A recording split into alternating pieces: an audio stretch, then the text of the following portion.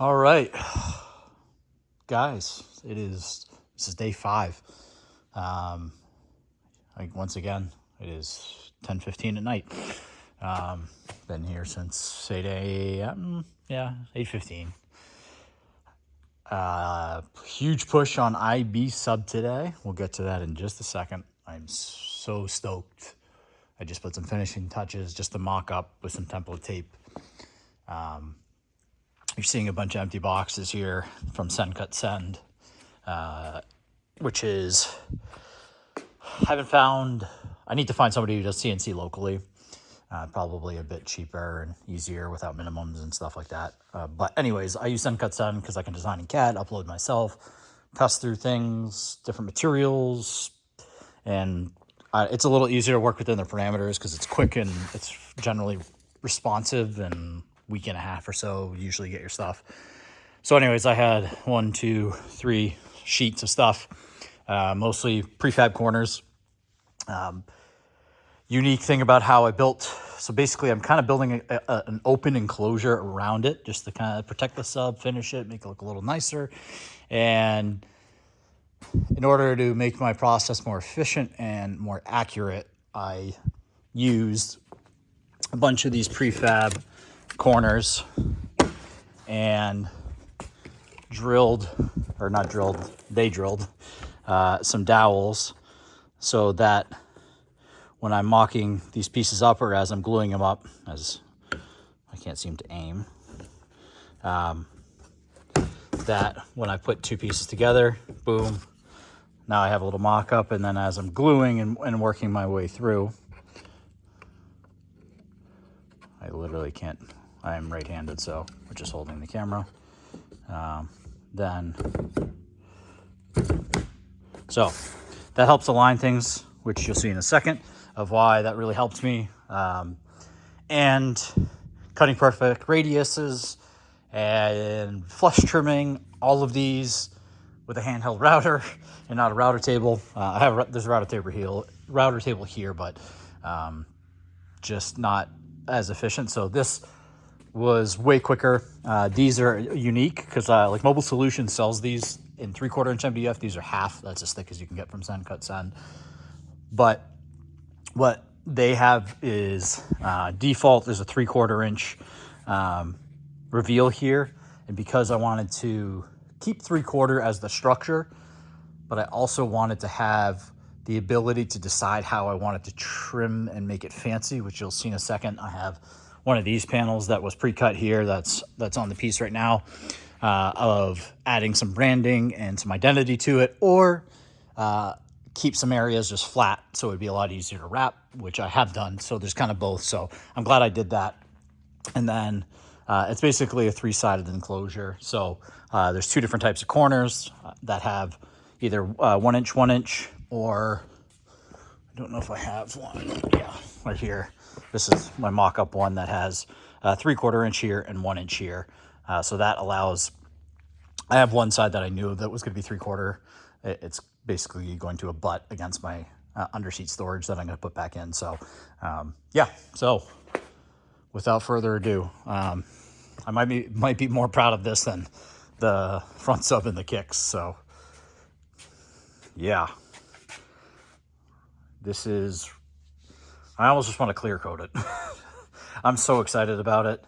I'll show you what's underneath in a little bit. But so today we had nothing in terms of IB. I was literally taking out my old enclosure and got to here. So the CNC was a big part of that. Also, just I thought through this plan about 1,000,000 times. But yeah, we got everything from the manifold that goes through the floor with all of the mesh, all the bolts, all the sealing, to all the layout with this. And here we have, yeah. So this overlay right now is just template taped on. So, and then I just threw in, again, this is just template taped as well. The logo, this is a one I had cut out of, oh, there you go, out of carbon fiber. I have some regular black acrylic. I'm really digging the carbon fiber. It's subtle. especially once this gets wrapped in black. It'll just be a little tasteful. So this isn't permanently on yet, just because I want to test a little bit with some vinyl to see if I need to round over these, because I got a feeling with how stiff this vinyl is, it's not going to take the square corners very well. So I might have to just put a slight chamfer on everything before I wrap it. Then, sorry for the light and dust and stuff, but we still have that's for tomorrow is the third side that's going to go on that I was referring to. That was the fixed 3/4, but let's get this light to not be so aggressive. Alrighty, yeah, so big old 18. It is tucked in there tight. Like when I say tight, I mean eighth. Well, it's probably more than eighth. Probably 3/16, 3/16, 1/4 inch. Things are snug, but I wanted it that way because I want it to be as tight as possible, because it's not terrible, really, from like what an 18 does. It barely projects past the seat. And so my plan with this when it's done is obviously we're going to add a third side that comes and returns in. And so that's lined up to come here, and it'll die into this panel. Then I have under seat storage that will go back in, which is this panel here. So this is where the bump out is. This is where like my Brax is. So basically I'm just gonna chop off the end and then abut it against that third panel. So it should kind of be like a really nice finished transition as that piece comes in, and it'll actually clean up a lot of, like, there's the jack bolt that I'm not willing to cut, but it'll kind of clean up what this looks like from the opposite side. So yeah, I'm really freaking happy with this. The dowels worked perfect. It allowed me to literally just have this like perfect little stack fab.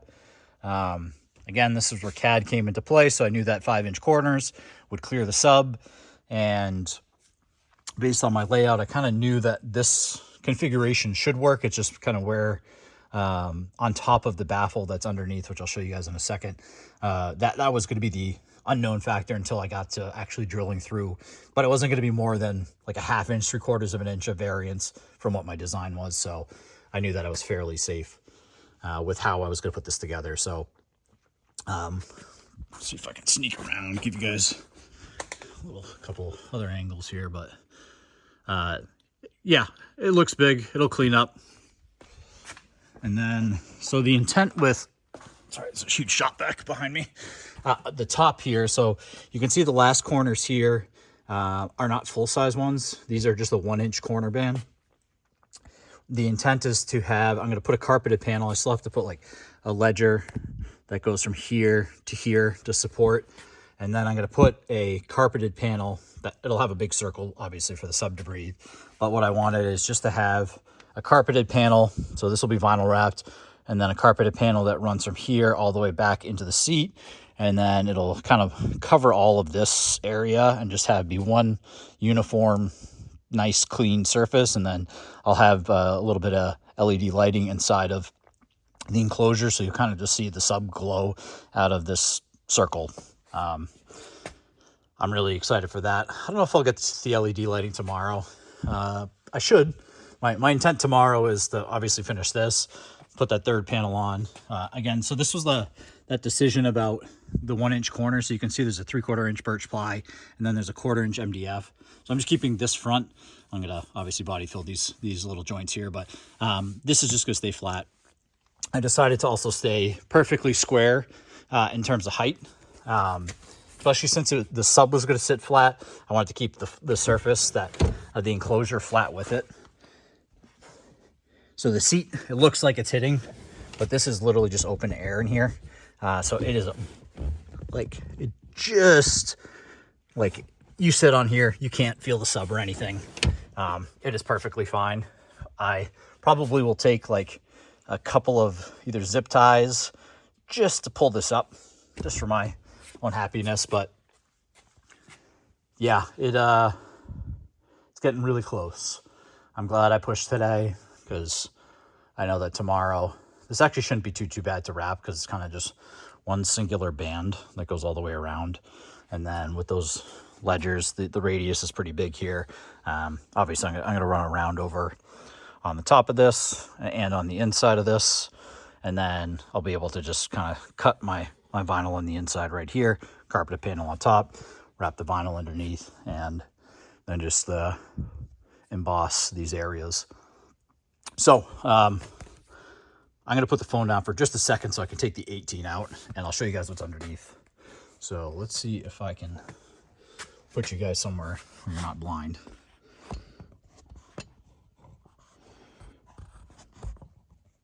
Yeah, whatever. I can put you guys on the floor for a second.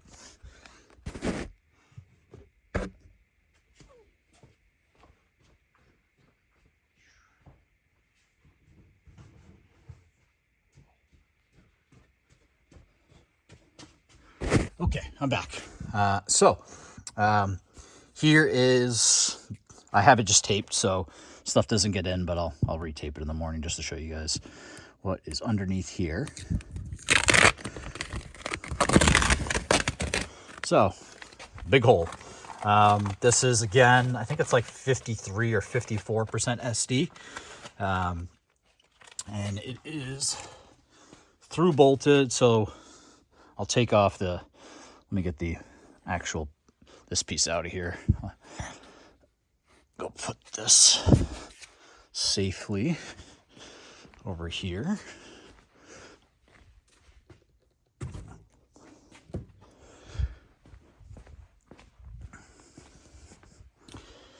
Yeah, so it's a little dirty, but essentially there's two baffles. So there's a smaller one that you can see right here. That's the first 3/4. That's the floor. And then there's my HDPE rings. So this is a like an air conditioner pre-filter material that's clear. And then underneath that is the hydrophobic mesh that actually keeps the water out. So you can see that variance I was talking about, the baffle was big enough to kind of move the sub about 1.25 inches in every direction. And you can see that the actual opening, which is a 16-inch opening for the cone for X-Max.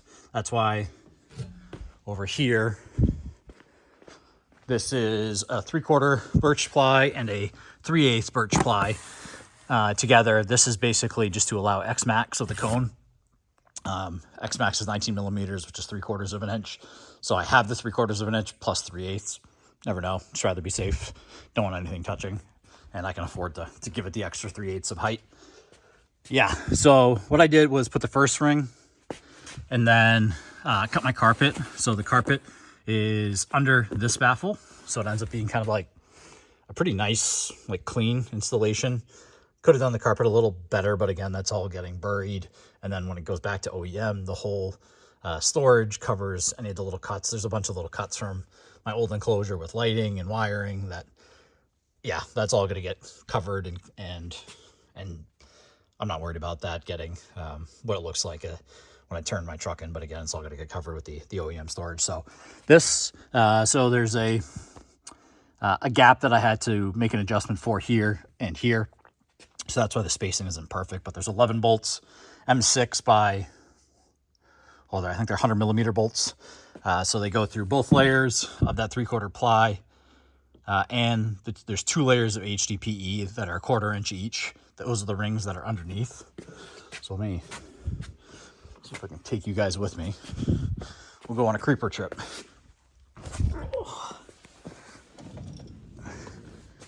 And here we go. So, let's see. Oh.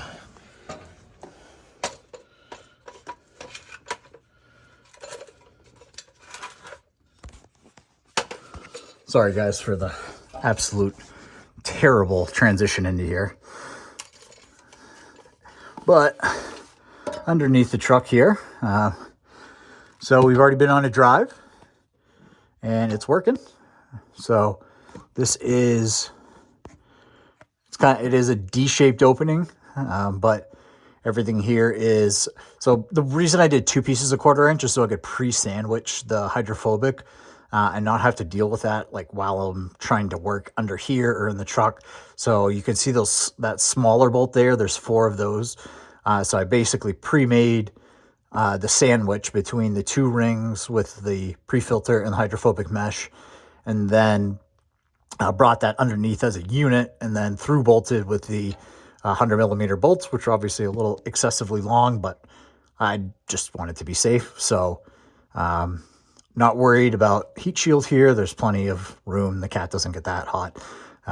There's almost there's almost 6 inches of space between the cat and the opening. So yeah, it lets in a lot of road noise right now, but once the sub's in, I'm not too worried about. So, all right, let me get it out of here real quick.